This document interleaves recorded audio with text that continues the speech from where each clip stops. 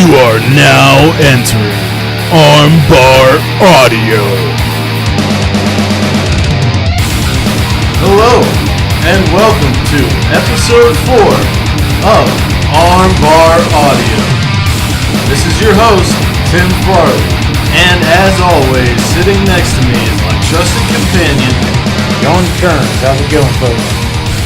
Woo! Big week in wrestling. We got a loaded show for you. And as always, we're going to go straight into this week's news. Earlier this week, we found out that Hulk Hogan, aka Terry Bollea, after a 3-year suspension, has been reinstated into the WWE Hall of Fame. This second chance follows Hogan's numerous public apologies and volunteering to work with young people where he is helping them learn from his mistakes. These efforts led to a recent induction into the Boys and Girls Clubs of America Alumni Hall of Fame.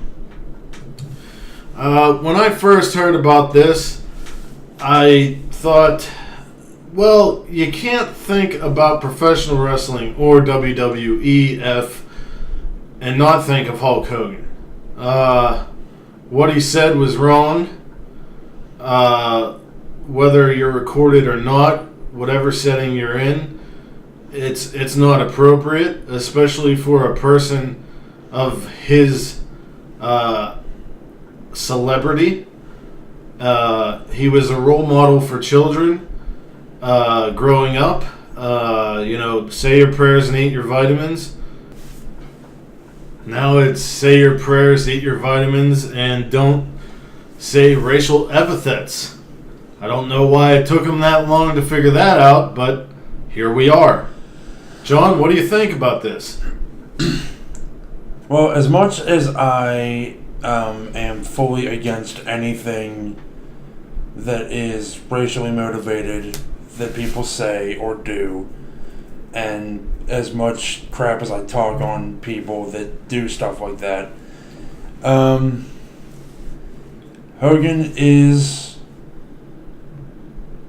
admittedly from a different era, from an era where it was more acceptable, but that's not an excuse, and that doesn't excuse him from the consequences. It's something that I say a lot. It's that people shout so much about freedom of speech. Well, freedom of speech does not equal freedom from consequence.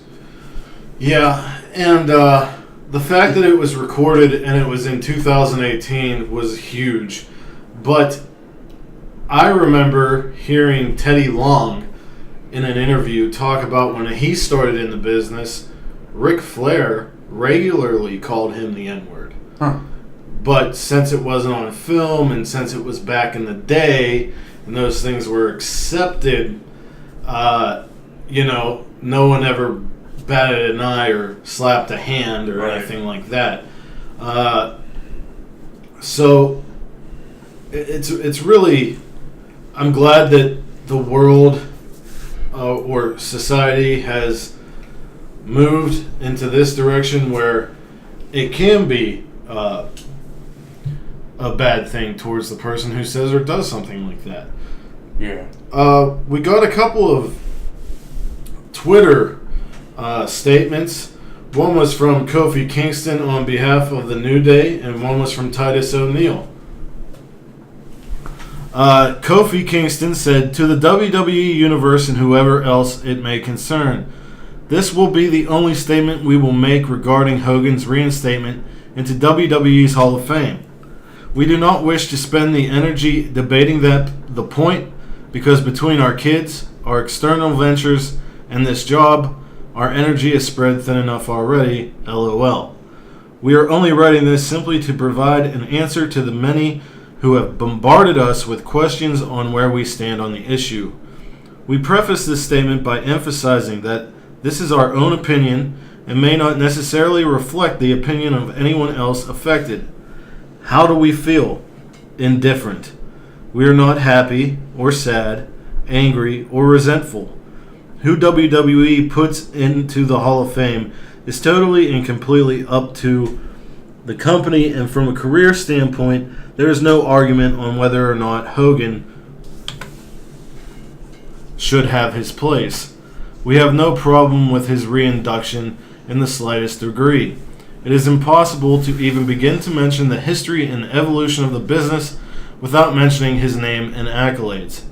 On a personal level, when someone makes racist and hateful comments about any race or group of people, especially to the degree that Hogan made about our people, we find it difficult to simply forget, regardless of how long ago it was or the situation in which those comments were made. But we also do not respond with more feelings of hate. Instead, we just do not associate with the people who convey or have conveyed this negative and hurtful mindset. This instance will be no different. Perhaps if we see him make a genuine effort to change, then maybe our opinion will change with him. Time will tell. Through the course of our lives, people have used racist comments towards us, and it doesn't feel good. But if we stopped moving forward every time we were met with prejudicial hatred, then we would have never achieved our current accomplishments. We know we are worth it. We know our kids are worth it, and most importantly, we know that people that look like us are worth it and always have been. There isn't a person on this planet who will ever be able to say anything to make us think otherwise, because we believe in ourselves as a people and don't need anyone's approval on that, regardless of who they are. Having said that, his reinstatement won't change anything for us. It will have zero effect on our ability to perform or the level of effort we will put into doing what we love to do, and that is to deliver an entertaining product each week for our fan base. Sincerely, The New Day. Never trade your authenticity for approval. Hell yes. Following that, Titus O'Neil endorsed what The New Day said, and there was reports of him backstage not shaking hands with Hogan or anything like that. There was a lot of controversy about Titus and Hogan. So he made a Twitter post that said, "My truth. The reports and rumors concerning my boycotting Extreme Rules in Pittsburgh is false and inaccurate. I was not scheduled to attend or be a participant in the Extreme Rules match/production and was otherwise not booked for the show. The talent present in Pittsburgh, which I was a part of, was asked to attend a mandatory meeting in which Mr. Terry Bollea addressed everyone and informed the same that he would be reinstated into the WWE Hall of Fame. At no point during, after, or otherwise did I make any scene concerning Mr. Bollea's communication to the talent. In addition, let it be known that I did not refuse to shake Mr. Bollea's hand. We did not have any type of one-on-one interaction whatsoever that would or did necessitate any exchange between us individually. As to the reinstatement of Mr. Bollea, I can only communicate that I am a proponent of second and even third chances for individuals that show true remorse, acknowledgement of wrongdoing, fulfill their punishment if applicable, and otherwise put forth sincere efforts to correct the issues. Unfortunately, I must echo the sentiment and dissatisfaction expressed by many of my fellow contemporaries concerning Mr. Bollea's apology and its lack of true contrition, remorse, and a desire to change. Mr. Bollea's apology that he didn't know he was being recorded is not remorse for the hateful and violent utterances he made, which reprised language that has caused violence against blacks and minorities for centuries. I stand firm in my position that Mr. Bollea is entitled to reinstatement. He was and is a role model, hero, and icon to countless people. I hope that Mr. Bollea's missteps in communicating to the WWE talent in Pittsburgh are not repeated to his fans, and I expect that he shall pursue an agenda that clearly communicates to all third parties that his language was inappropriate, wrong, and should not be tolerated in a civilized and inclusive society. As the father of two young black men, I have spent their entire life and the majority of my adult life with a singular focus, being a role model for my children and young black boys and girls. I take tremendous pride in my charity work and the community outreach programs that I have fostered via the platform I have been given. I teach my sons love and tolerance for everybody, but I also teach them to operate in truth and respect. I hope this clears up any confusion. I, like New Day, will continue to use my platform to positively affect, entertain, embrace, celebrate, and love people from all backgrounds, both inside and outside the WWE Universe. Sincerely, Thaddeus Bullard, aka WWE Superstar Titus O'Neil. Yeah, I guess I'm happy that they were able to look past what Hogan did and said, but I didn't really care much about Hogan before any of this happened, and I guess just stuff that he's done, and he kind of has that washed up has-been air about him, and like a bitterness almost. I don't really care about Hogan. I mean, neither do I. I'm happy that he's back in the Hall of Fame, I guess, because he was an amazing superstar, had a hand in one of my favorite eras of wrestling, which was the era with the New World Order in Monday Nitro, because I'm a WCW kid. That's been said on the show before. But other than that, yeah, I never thought much of Hogan. His match with Rock at Mania 18 was amazing. But other than that, I don't know. What about Thaddeus Bullard's match? Thaddeus Bullard's match at Mania 18 when he wasn't alive? He might have been alive by then. He should have been, right? Yeah. But yeah, Thaddeus Bullard is a funny name. It's not as bad as Michael Hickenbottom. John cut out the part where he just started cracking up when I said Thaddeus Bullard. I'm sorry. I feel bad. I don't like to make fun of people's names, but sometimes they catch me off guard. Oh, God. Anyway, next piece of... Hickenbottom's a good one. Yeah, Hickenbottom's ridiculous. Yeah.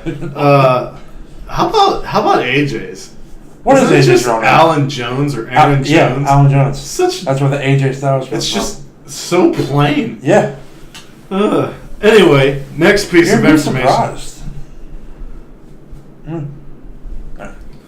Next piece of information is the Mae Young Classic 2018, aka Mae Young Classic Numero 2. Yeah, it's being recorded in August. Yes. When is it being released? I have like September? No idea. November? But there will be 32 competitors, but we have a list. 32 competitors this year. More. We have a list of the already announced. Coming back is former Divas champion Caitlyn, a.k.a. Awesome. Celeste Bonin. Mm-hmm. We have Rhea Ripley, who was in the first Mae Young Classic. Crystal, who is representing the Philippines. Indie star, now NXT signee, Deonna Purrazzo. Io Shirai, who we have talked about on this podcast. She has finally signed with NXT. Jessie Elaban, Jenny from England. If you watch Progress, you know who she is. Casey Catanzaro. She was an American Ninja Warrior, I think. And then she signed to NXT. Another returning female, Kavita Devi from India. Killer Kelly, who from Portugal, who we saw during the United Kingdom Tournament 2, will be there.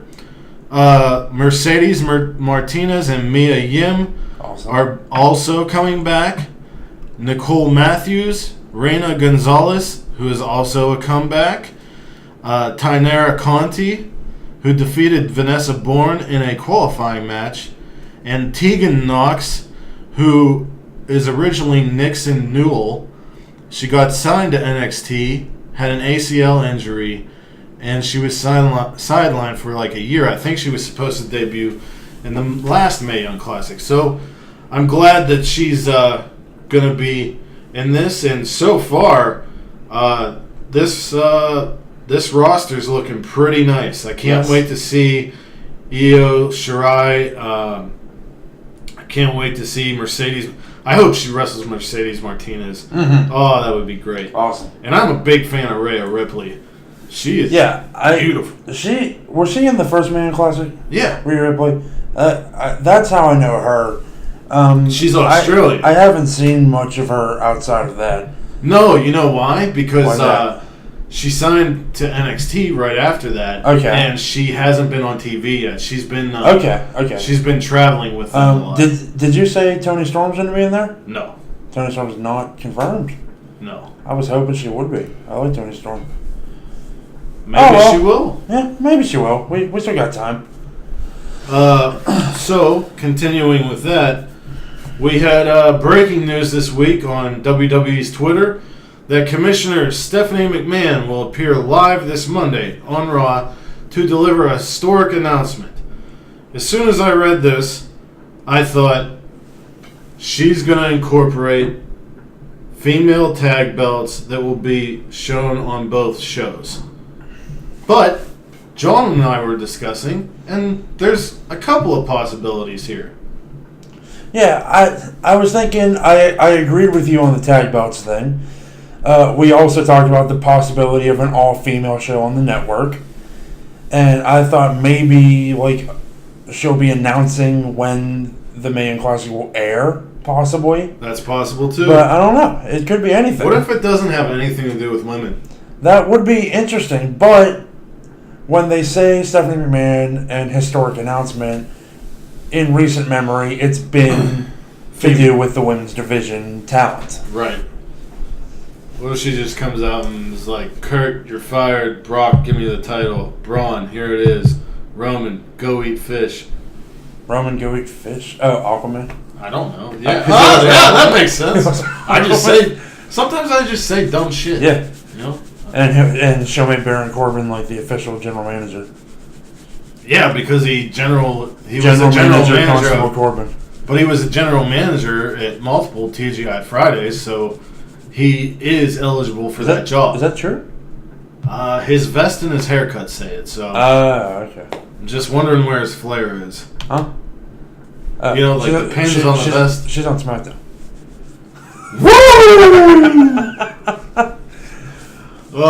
So, rounding up our news segment.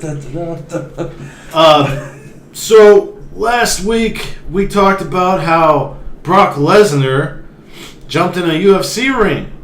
Well, yes. One of the men who defeated Brock Lesnar in UFC jumped into a WWE Performance Center ring. Yes. Two-time UFC heavyweight champion Cain Velasquez. I hope I'm saying his name right. You all know I don't watch MMA. I think that's his. I think it is Velasquez. Yeah. He stepped inside the ring to learn techniques under WWE PC coach Norman Smiley and participated in a session of DDP yoga led by Diamond Dallas Page. Velasquez also worked out in the Performance Center's weight room and attended NXT tapings at Full Sail Live. The 6'1" Velasquez, who sports a 14-2 record inside the octagon, famously defeated Universal Champion Brock Lesnar, as well as Junior Dos Santos, to secure his two reigns with the UFC heavyweight crown.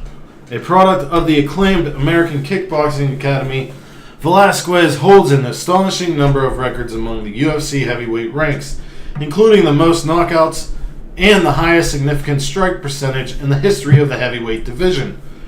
The UFC icon, a lifelong fan of WWE and Mexican Lucha Libre, praised the athletes and atmosphere of the Performance Center. My experience here has been amazing, he said. I'm just looking forward to being here and learning as much as I can. I've been a fan of the sport since I was a little kid, and now I get to participate in it. Velasquez, of course, is not the first MMA legend to walk through the doors of the WWE PC, with the likes of NXT Women's Champion Shayna Baszler training at the Performance Center, and Raw superstar Ronda Rousey having worked there prior to making her in-ring debut at WrestleMania. It has not been confirmed that Velasquez has been signed to a contract, but it looks like that's coming down the road. I felt this was big news because Brock Lesnar wants to go and get money out of UFC again. Well, guess what? Vince McMahon's going to one-up you and get a guy who whooped you in real life and be on his show, which is pretty awesome, you know? I mean, I don't know all the inner workings and the background of everything. Maybe Brock's going to work both. I don't know. But if Brock does if he does work both and Kane gets signed, they can have it out in a WWE ring. Yeah. And Vince can make bang off that. Hell yeah. How do you feel about this news, John?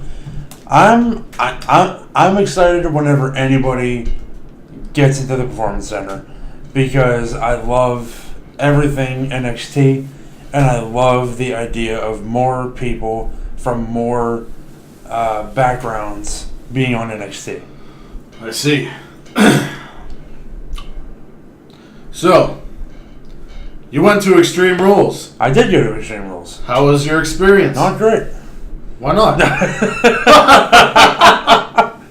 I mean, I watched at home. It wasn't that great. Yeah. So, how was it live? It was fun being there, being in the WWE Universe. It's only the second time I've ever gone to a pay-per-view, so that was cool. What was your first? First was Armageddon 2007. Okay. Hell yeah. Missed the boat on the Rumble a couple years ago.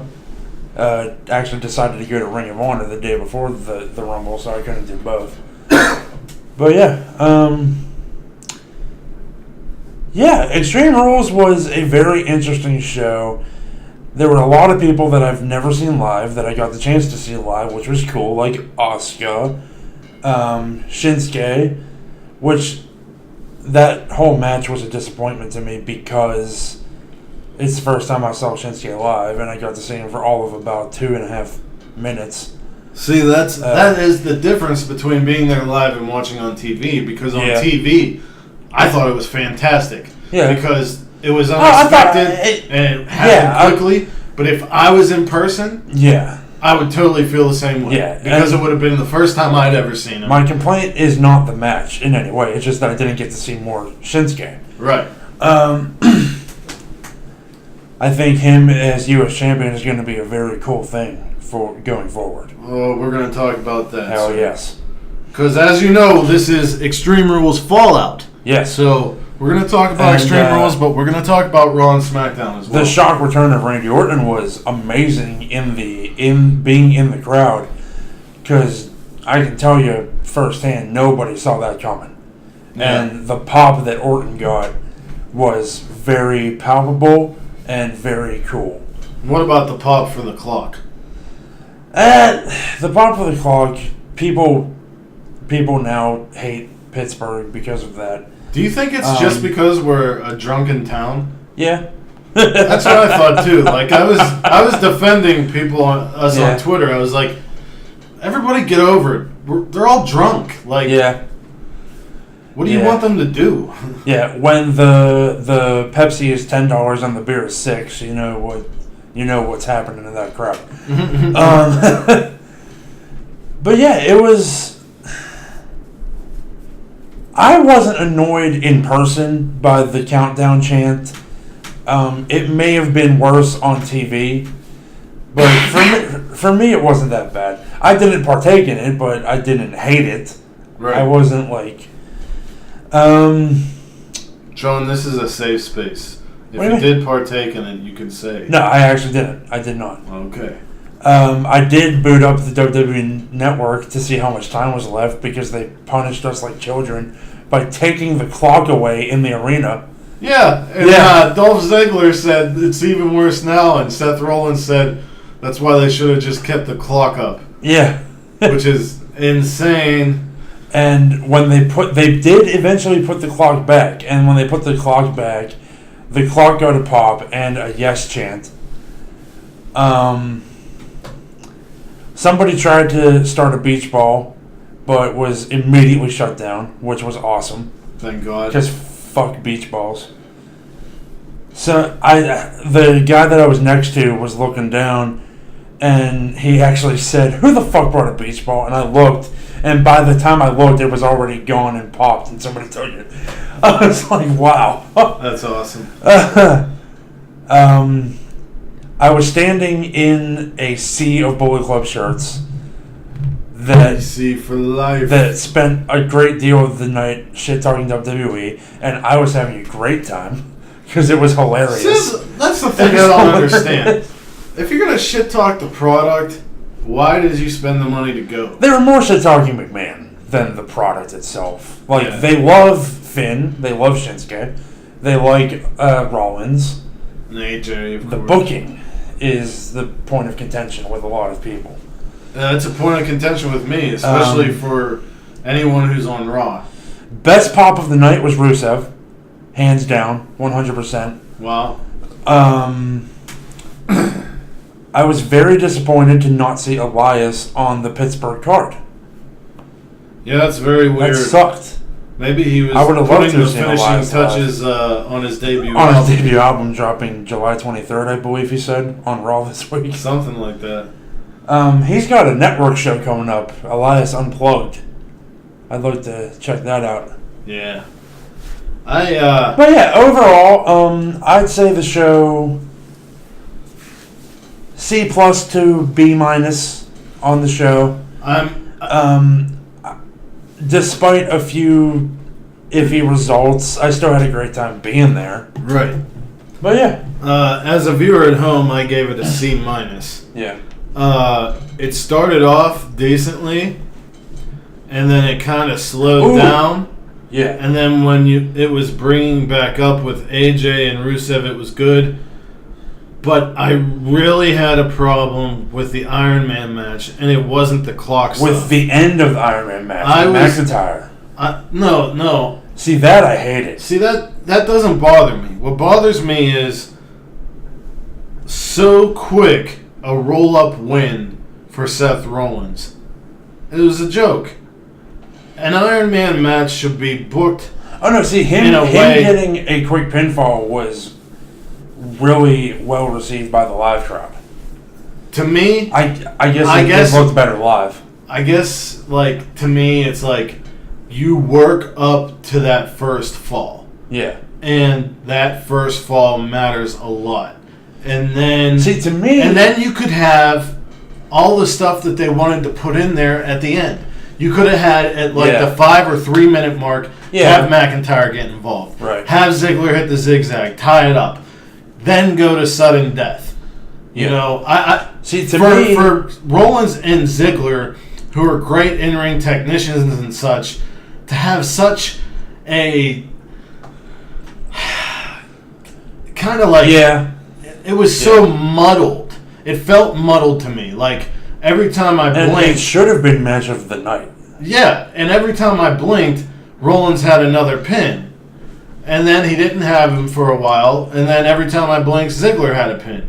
And I was just like, I don't like this. Yeah, Rollins and Ziggler are two of the best people WWE has, and that should have stolen the show. That's a WrestleMania level main event.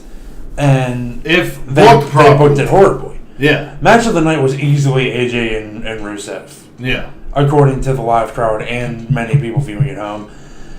Even Lashley and Reigns wasn't a bad match by any stretch of the imagination. No, not at all. It was a hoss fight, man. Best spot of the night live was the Kevin Owens falling off the cage bit. Oh, man. That was awesome. 20 years to the day. Yes. Kevin Owens, Attitude Era, gave Braun a stunner, did the suck it, and took somewhat like Mankind Hell in a Cell table spot. Yeah. Oh, yeah. 20 years to the day. I thought that was so cool. Kevin Owens, even if he's not in the main spotlight, he's still making you watch him. You know what I mean? Braun was everybody's hero that night. But Kevin Owens, Braun is the hero we want. Owens is the hero we need. Yeah. So the fallout from Extreme Rules, We're not gonna go in depth on every show. We're gonna highlight some things that happened. So Monday night, we find out that there's gonna be 2 triple threat matches to decide 2 guys who will go up against each other next week to decide the number 1 contender to Brock Lesnar. Now, we have Drew McIntyre come out, Roman Reigns come out, Finn Balor come out, Bobby Lashley come out, Elias came out, and Corbin? Corbin? No, it was Owens? No, it was McIntyre. No, Owens is legitimately hurt. Okay. From the table spot, which is well, who was in the match with Lashley and Elias? Rollins. Okay, Did you say Rollins? No. Okay. So as soon as I heard this, I'm like, I posted on Instagram right away, and I said, we obviously know where this is going and what's going to happen. Roman's going to win his match. Bobby's going to win his match. Roman's going to get redemption next week, and he's going to wrestle Brock Lesnar. I hope not. I hope it's Bobby. I hope it's Bobby, too. Or something happens to where it has to be a triple threat. Or if we have to see Roman and Lesnar at SummerSlam, have Braun Strowman be a man and say, I'm cashing in my money in the bank at SummerSlam. I don't care if it's a triple threat or Roman's out. I'm cashing in. Because I don't see Braun... like running in and cashing in, because he's the man, and he's a full-blown babyface now, so that would not work. If he's going to cash in, you're going to know about it. You're going to know. It's just like sometimes predictability in wrestling is good, and sometimes predictability in wrestling is makes bad. you not want to watch. And everything that has happened with Roman Reigns' singles push has been so predictable. And everyone talks about, all these people hate Roman Reigns. Nobody hates Roman Reigns. They hate the booking. Yeah. We feel like he's shoved down our throats. Braun Strowman happened organically. So Roman's push is a carbon copy of John Cena's push. 100%. Yeah, except John Cena had a character that got over. Yeah, well, had a character that got over and then was immediately squashed by babyface Cena. Yeah. So, that's all I think that was special about Raw. Well, there was that, going forward, nothing... The whole Bailey and Sasha thing. Yeah, I'm kind of done with it. Kurt said, if you guys can't get along, one of you is going to go to SmackDown. This is so stupid. Okay? I'd rather have SummerSlam them both on SmackDown because that's the better show right now. You have SummerSlam coming up. Yeah. Where did their biggest match and the best female match in WWE history happen? SummerSlam? No. TakeOver Brooklyn. Oh, Brooklyn, yeah. Between Sasha and Bailey. It would be stupid before having one of them go to SmackDown not to have this match at SummerSlam. Yeah. They've been dragging this out so long that it's just like the fans of both are like, shit or get off the pot already. Yeah. You know, you either do it or you don't. And if you don't, just stop it. Stop it all. Yeah. I mean, we've watched... Sasha Banks is probably the best in-ring female wrestler they have. Bailey had so much potential as a babyface. And since they've gone to Raw, they've played second fiddle to Charlotte when she was there, now to Alexa Bliss. And Nia. And it's just like, no one cares about this therapy crap. No one cares. Nobody cares. Yeah, just have them wrestle. Yeah, because everybody liked the Daniel Bryan and Kane stuff when they were in therapy. So but they're not Daniel Bryan and Kane. Yeah, exactly. And WWE, or Vince McMahon, is stuck in this perpetual loop where if he thinks if something works once, it'll work every time. Right. And it doesn't. No. Ever. It never works out in the way that Vince thinks it's going to. Agreed. Because individuals are unique. Yeah. And you have to have unique stories for each individual. Anyway, That's why you see the same exact spots in every Hell in a Cell match now.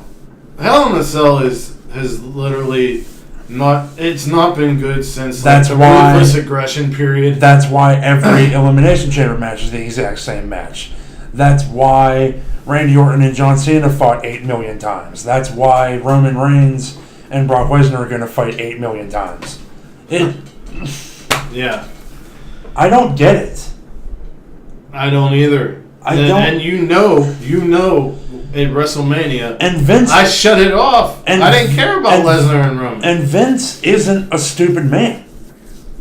No, but he might be getting some type of old age syndrome or some shit.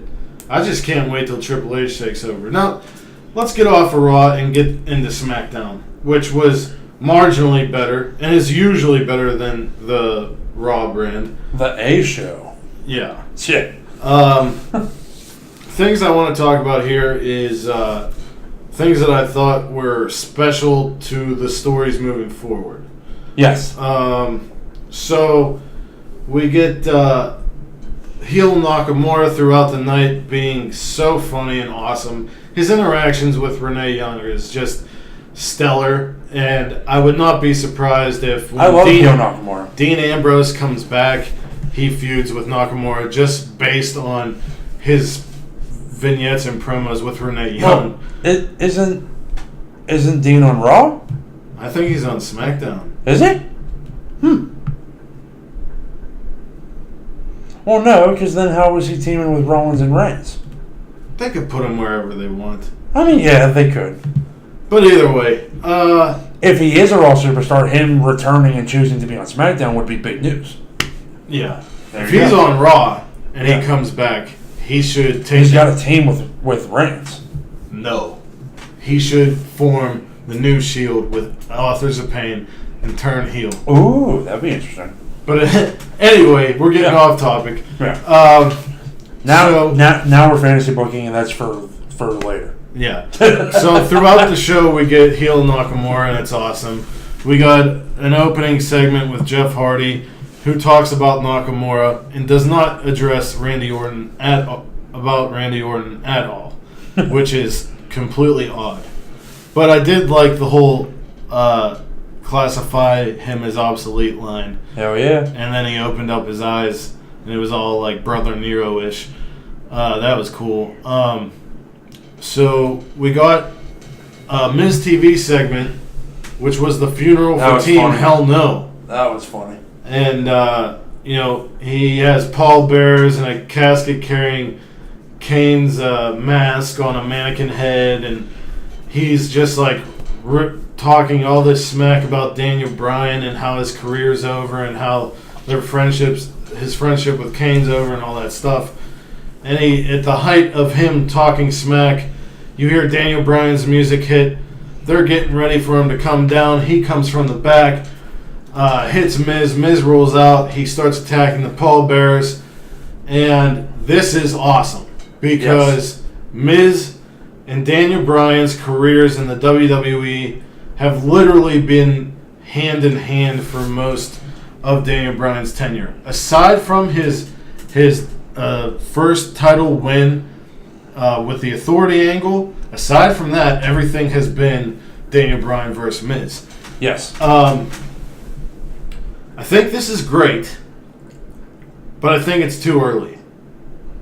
I think Daniel Bryan versus The Miz is a Mania match. Yes. I also think Daniel Bryan versus AJ Styles is a Mania match. And I don't see, like I said last week, I don't see AJ losing anytime soon. So maybe if they have The Miz versus Daniel Bryan at SummerSlam, yeah, I don't make it a number one contenders match. I definitely don't think that's going to be a one-match feud. Yeah, or go all the way through Royal Rumble and all that, and then have one of them be the number one contender to AJ Styles.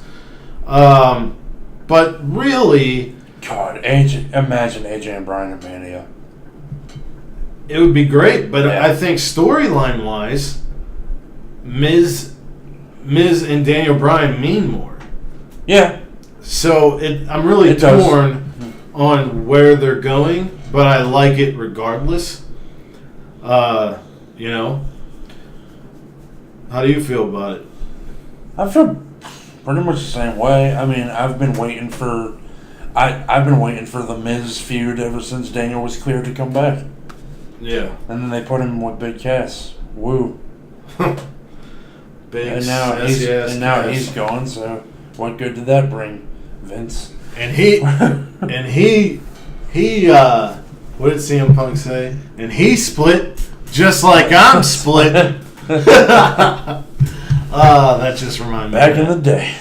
Oh, glorious pipe bombs. Yes. Anyway, so then we got the match with Nakamura. Ooh, my bad. Becky Lynch. Yes. Taps out Mandy Rose. She has tapped out both of the Iconics. She has tapped out Mandy Rose and Sonya Deville. She cuts a promo of how she's been winning, and she calls out Carmella. Carmella's talking to Paige in the back, says she deserves another celebration because she beat Charlotte twice and Asuka twice. And Paige says, maybe we'll have a celebration, but next week you're going to wrestle Becky Lynch.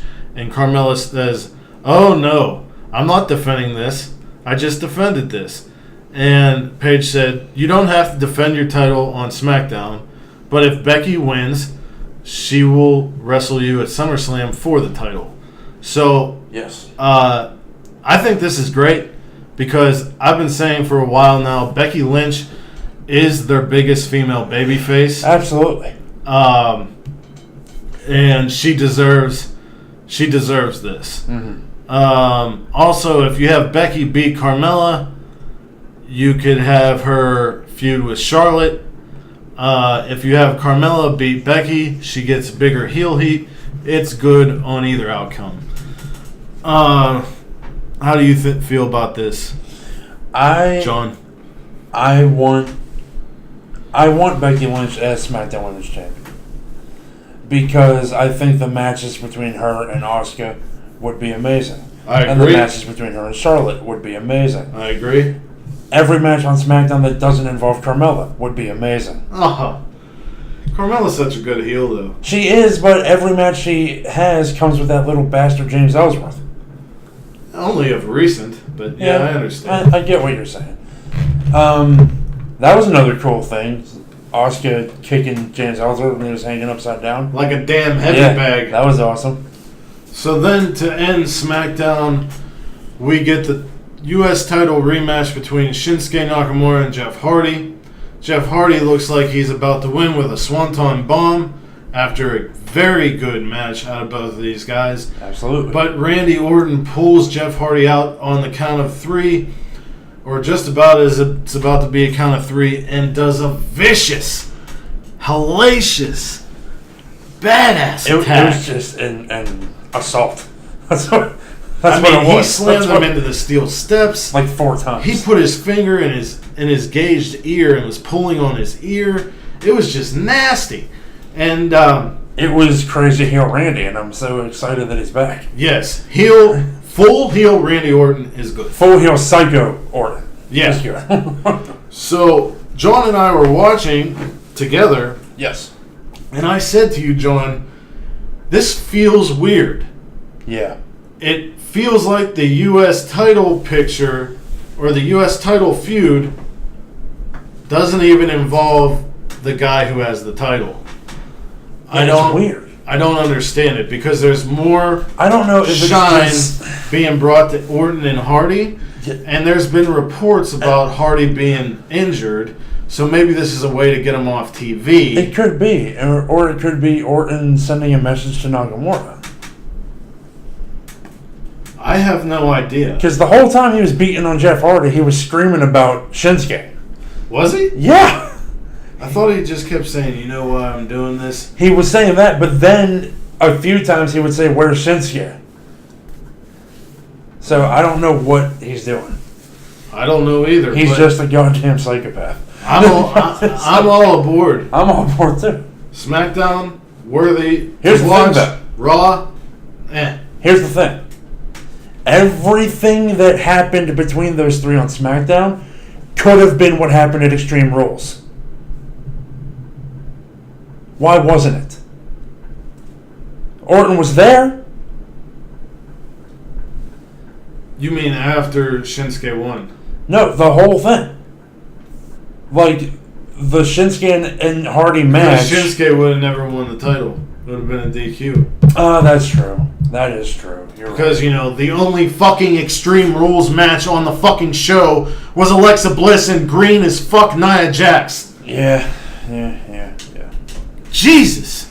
But the Orton beatdown on Jeff Hardy on SmackDown was more extreme than anything in Extreme Rules. Totally agree. Except for Kevin Owens literally dying at the hands of Braun Strowman. So let's get the hell off of WWE. I'm starting to get sick. Anyway. It's not that bad. So, this SmackDown's weekend, not bad. this upcoming Sunday, on pay-per-view and live at a sold-out Rebel Complex Sold out. in Toronto, Canada, is Slammiversary 16. Impact has a sold out show. This show is headlined by Austin Aries, who is the Impact World Champion, against Moose. The story leading up to this, Moose and Eli Drake had a number one contender match. Moose won. Austin Aries has been saying a lot of heelish things to Moose. Moose is not that great on the mic, so I'm guessing he's going to beat down Aries really well here. Yeah. D'Angelo Williams, who wrestled last year at Slammiversary, former Pittsburgh Steeler. He did amazing in his first match, came back to talk on Moose's behalf, and Austin Aries kicked him in the jewels and beat him up. So Moose is mad about that too. We got the Impact Knockouts Championship match. The champion, the Undead Bride, Su Yung, against Madison Rayne. Madison Rayne got this opportunity by defeating Tessa Blanchard twice in surprise victories with roll-ups. But they were really good matches. Since then, Su Yung has been playing very great mind games with Madison Rayne. If you haven't seen any, go back and watch the past few weeks of Impact, because it's some there is stellar storytelling and character development on this roster. Yeah. The next match is a international fatal four-way. We got Bone Soldier from New Japan, Taiji Ishimori, Phoenix, Johnny Impact, who hasn't been in Impact in a while. Yeah. Since he lost. He's been full on Lucha Underground for a while, huh? Yeah, but they Johnny tape. Wanda. Yeah. He's all over the place. I mean, man. they do. He Yeah. goes down to Mexico. He's on MLW. He's everywhere. Yeah, John Hennigan is on fire right now. But the last time he was seen, It could be said that he's gone the way of Cody, making a bigger name for himself outside WWE than he did inside. oh yeah, Yeah. and he found the love of his life, Taya Valkyrie. Good job, John Hennigan. Damn. Shout out to you. But the last time he was in Impact, he was very close to winning the title. Yes. And the fourth competitor, you can't handle this, Mr. Rich Swann. This match does not have any backstory. It's just there because it's going to be a great spectacle. We have a mask versus hair match between Pentagon Jr. This one's going to be a Against- barn burner. Sammy Callahan. Yes. It's going to be insanity. After Sammy moved on from his feud with Eddie Edwards, who we'll get into soon, he started to go after Pentagon Jr., who was the Impact champion for a bit. I know at PCW Ultra show, Opposites Attack, he and OVE demasked him. They even showed that on Impact. Obviously, they covered up his face or whatever. But this has been a really good feud, and I can't wait to see what happens. because it's going to be brutal. These guys are really tough competitors, and it's going to be a great match. I just hope we get to see both of them fight and no outside interference. The next match, we have a House of Hardcore rules when Eddie Edwards goes one-on-one with Tommy Dreamer. Now, this feud started when Eddie Edwards was going to try and kill Sami Callihan in the woods, and Tommy kept trying to talk sense into him. His wife, Eddie Edwards' wife, Alicia, she left him. The house was locked. He broke in. Everything was gone. Tommy knew about it, so Eddie accused him of having an affair. Tommy cut a promo saying, "I'm in my 40s and look at me. Do you think your wife wants any of this? Not at all." Very self-deprecating. But he said, "You were obsessed with Sami Callihan and it drove you mad. And now I'm obsessed with you." So we're going to see this psycho version of Eddie Edwards. Okay, if you ever told me Eddie Edwards would have a personality, Eddie Edwards I would have told you you're a liar. Eddie Edwards has gone off the deep end. But his feud with Sami, and now this feud with Tommy Dreamer, I'm like, wow, I care about Eddie Edwards. He's on fire, man. Yeah. I never cared about him before. Like, he was a good wrestler, but he was the one that wasn't Davey Richards for a long time, and everybody else. Exactly. The next match, I could say the same for this guy, Matt Sydal. Yes. Matt Sydal is putting up the X Division Championship against the Machine Brian Cage. Uh-oh. Now, in recent weeks, Sydal has ducked and dodged Brian Cage. He's been giving great promos. They took his spiritual aspect of his life and turned it into a douchebag form, and it's fantastic. For a guy who has always been seen as a wrestler's wrestler, they're finally pulling out the entertainment part of him. He has formed an alliance with Congo Kong and Jimmy Jacobs. There was a fantastic match a couple weeks ago between Cage and Kong. I would not be surprised if Kong and Jimmy Jacobs got involved, and I wouldn't be surprised if Brian Cage wins, because Brian Cage is undefeated, and he wants to make it the Weapon X division, and why shouldn't he? Oh, that sounds cool. Yeah. Well, because he calls himself Swolverine. Swolverine? Yeah, because he... That's fucking awesome. Yeah. And then one of my most anticipated matches is LAX with Conan, meaning Ortiz and Santana, against the OGs. Hernandez and Homicide with Kingston. Or King, no. Eddie Kingston, whatever. Yeah, it was fun. This started whenever there was a hit out on Conan. He was off TV for a few weeks. We hadn't heard from Homicide. LAX started losing matches. Enter King. King says, "I'm here to help you put you guys back on the map." And he did. He gave them fuel. They won the tag titles back. Everything seemed to be going fine until enter Conan. Conan accused King of being the one to put a hit out on him. And last week, 2 weeks ago, everything came out. King said it was him.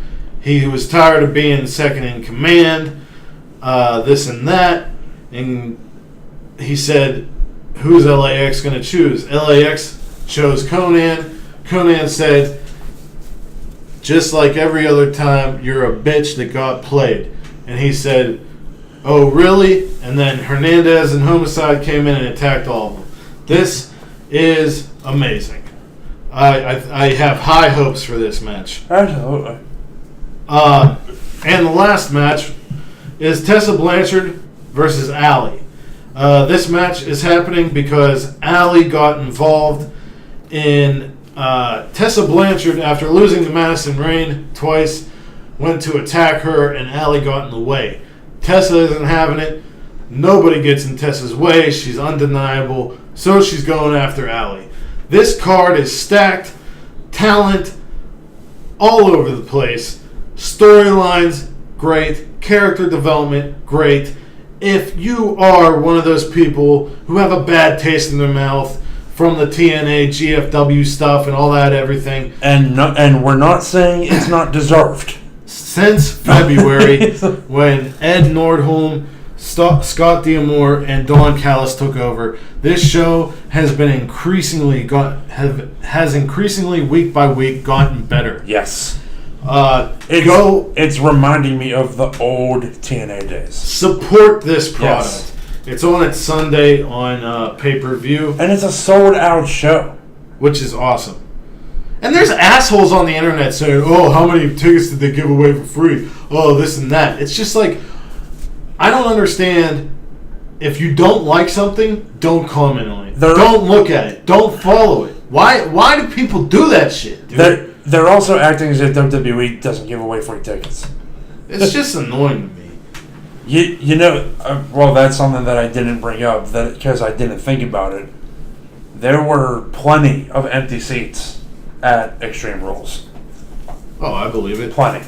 Who the hell wants to sit through none of 5 them, hours or 4 hours? None of them were on the camera side. Oh, of course wink, not. nudge, nudge. But behind the cameras, almost nothing. All right. So, John, you got the weekly G1 report. Yes, so G1 Climax 28 is underway, and it is awesome. The A block and the B block are both perfect for what New Japan is all about right now. Everybody knows the G1 Climax tournament will decide the number one contender for Kenny Omega's IWGP World Heavyweight Championship on January 4th, 2019 at Wrestle Kingdom 13. The current standings of the G1 Climax tournament. We've had now 3 nights of A block competition and 2 nights of B block competition. As of this recording. These episodes are happening almost daily, which is awesome because I get to watch wrestling almost every day. So we've got in the A block, the current leader is Jay White with 6 points, meaning he has won every match he's had so far. 3 for 3. Jay White in this G1 so far has become, and his stuff with Juice, he has become the top heel in New Japan Pro Wrestling. Absolutely. You can make the argument for Tama Tonga and Chris Jericho, but Jay White, dude, when he beat Okada and he said, this is my chaos now, this is my Rainmaker, I mean, it's crazy. It's crazy. He beat Tanahashi, too, in a better match than they had at Wrestle Kingdom. And then he said, I'm the ace now. So he's trying to take over New Japan. Well, he's trying to at least take over Chaos. Breathe with the switchblade. Shing! Or whatever the sound it is.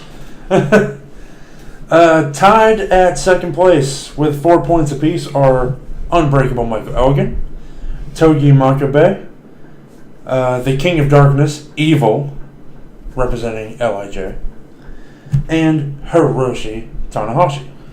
I really have enjoyed Elgin's matches, especially against Adam Page and Evil.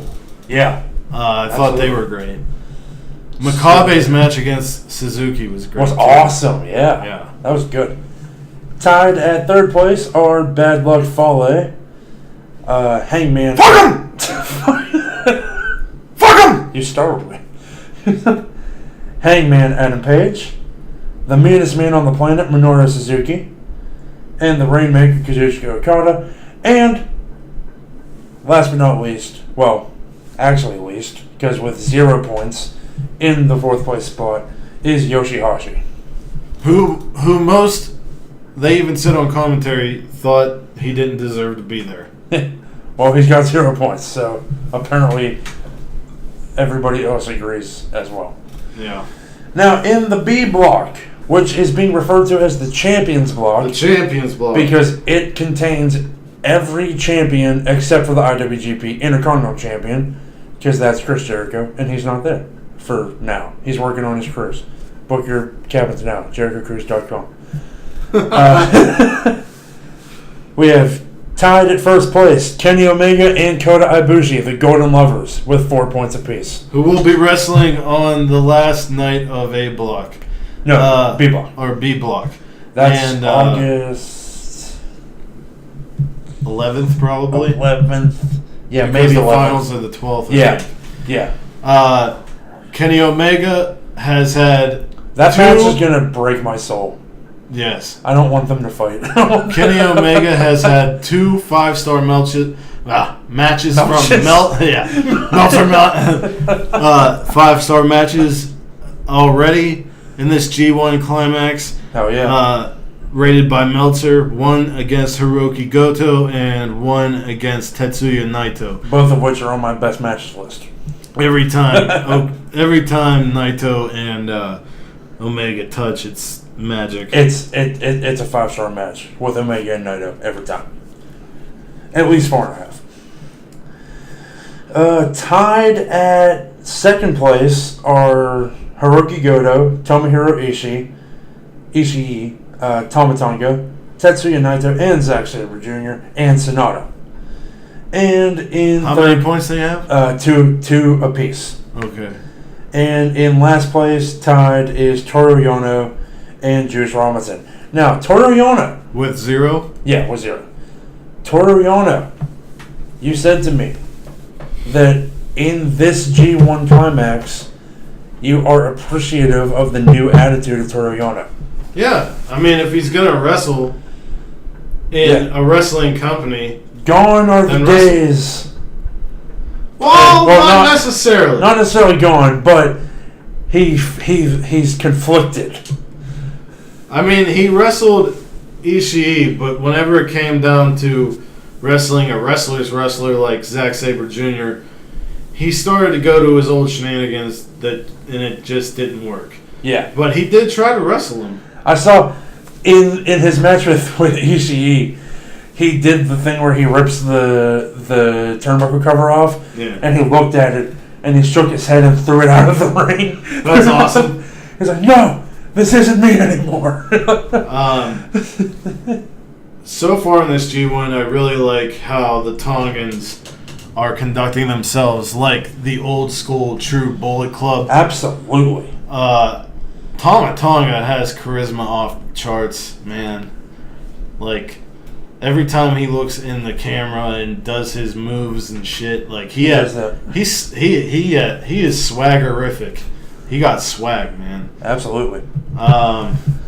So I do like that Sonata beat him, though. Do you have some? Yeah, that's on my best matches list. Do you have some favorite matches of the G1 so far?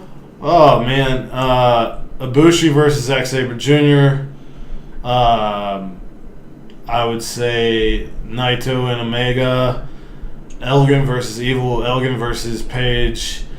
Suzuki versus Tanahashi. Suzuki versus Makabe. Goto versus Omega was good. Juice versus Kota Ibushi was good. Yeah, Juice and Kota were really good. My favorite match so far is probably a tie. Jay and Okada. Yeah, my favorite match is probably a tie right now with Kota versus Zack Sabre Jr. and Omega versus Naito. Who wrestled Okada? Tama Tonga? Or Bad Luck?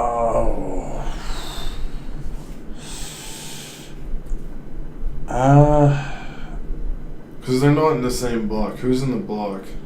Fale. Yeah, Fale versus Okada was cool because the whole dynamic of this new Bullet Club being the old Bullet Club and the theme song and how they've been like doing this underhanded too sweet over people. You sent me a thing that said that AJ Styles, they asked him whose side he's on. At Comic-Con, yeah. They asked him whose side he's on, and he sided with the Tongans. Are you kidding me? No, he knows. He knows what true OGBC is about. I wonder what Finn thinks. He's probably and on the Good Brothers. Oh, come on, Finn. Finn? Finn started it with Bad Luck Fale. Yeah. Then Carl came in. Then Tama Tonga came in. But we also know that Finn and Kenny are good friends. Friends. They have the shirt OGBC for a reason. Yeah, wink, wink, nudge, nudge. Say no more. So, rumor and innuendo, right there. Anything else for the weekly G1 report here?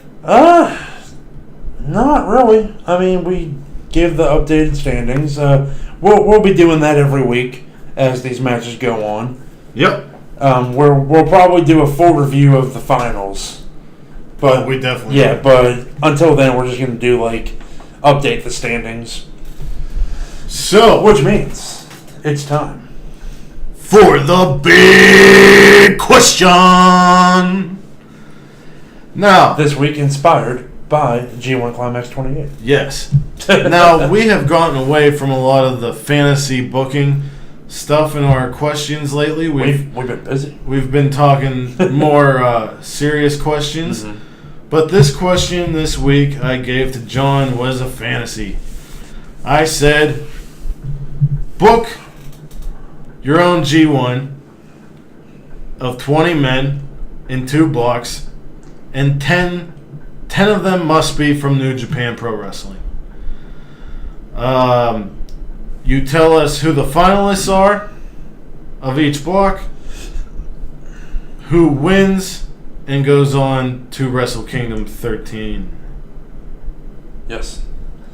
So, I started off my A block with the ace, Tanahashi. Nice. Also in block A is Dalton Castle, Woo. who I love. Rainmaker Kazuchika Okada. Adam Cole, baby. Oh. Hangman Adam Page. Nice. Michael Elgin. Nice. Switchboy Jay White. Nice. IWGP Intercontinental Champion Chris Jericho. Bad Luck Fale. And Cody. Nice. Who's your Very A nice. block? My A block consists of... Gotta get there. I basically put that in because I think Cody and Chris Jericho would be an awesome match. Hangman and Adam Cole would be an awesome match. I'm thinking of that. Yeah, that's how I did mine. Yeah. My A block is Walter, Big Daddy.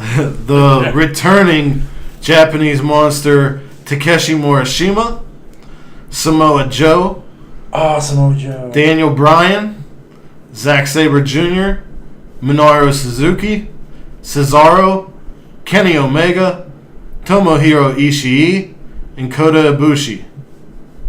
I want to see Walter against Morishima and against Joe. I want to see Joe and Bryan have rematches with Walter Morishima. Awesome. I want to see Zack Sabre Jr. against Daniel Bryan. I want to see Zack Sabre Jr. against Suzuki. I want to see Daniel Bryan against Suzuki. I want to see Cesaro against everyone. I want to see Ishii against Samoa Joe and Walter and Morishima. I mean, this is real hard-hitting guys and real submission type guys. That's my A block. Should I get into my B block? Yes, you should. The tournament match of the B block, as they say it on the schedule for New Japan. The semifinal. I love, I've talked about it before, where my favorite part of watching New Japan is the English translations of everything. Feel the best for Tanahashi, or use my all energy. Yeah. I love that. B block, Kenny Omega. Nice. Jay Lethal. Woo! Sami Callihan. Oh, shit. Pentagon Jr. Yeah. Because that match has to happen in the B block. King of Darkness, Evil. Ooh, Evil versus Pentagon. Tetsuya Naito. Tomohiro Ishii. Aleister Black. Oh! Andrade Cien Almas. And Tama Tonga. I love Andrade with Naito. Yeah. Who was the last one? Tama Tonga? Yeah, Tama Tonga. Nice. Picking 20 guys is so hard. I still need Tama Tonga and Omega to fight all the time from now on. Like, forever. Fight forever. That's my new fight forever chant.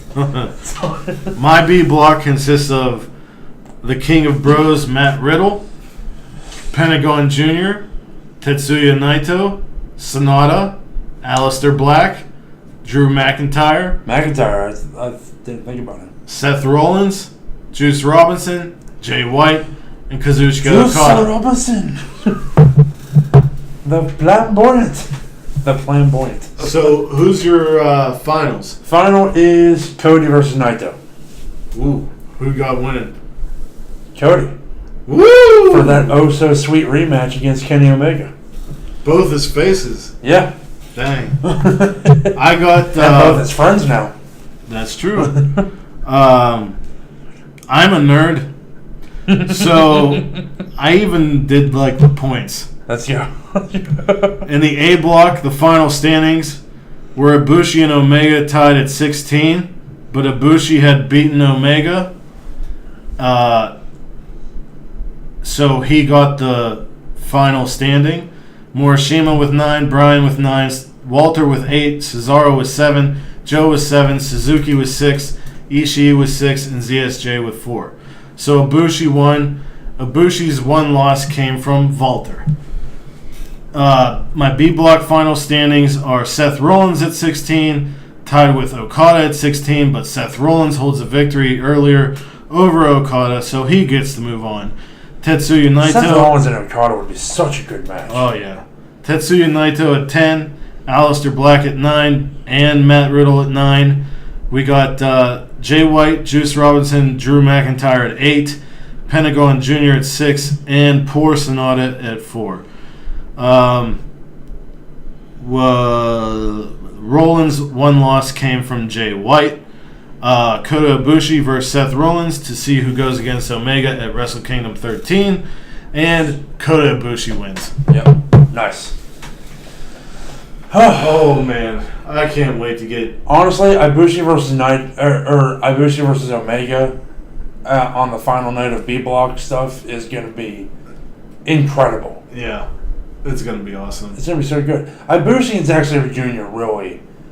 If people listen to this don't watch any other match, watch Omega and Naito, watch Makabe and Suzuki, and watch Ibushi and Zack Sabre Jr. Yes. And any last words there, John? No, I think good place to wrap up. Come at you next week with that Slammiversary review. And we'll also be reviewing Shine 52. Yes, that's happening on the day we're recording this. And, of course, the weekly G1 report. So you all have that to look forward to. If you are a new listener, welcome. If you are one of the usual listeners, thank you for your support. We always appreciate it. Wherever you are in the world, whether it is morning, noon, or night, you have a great one, and peace and love to all of you.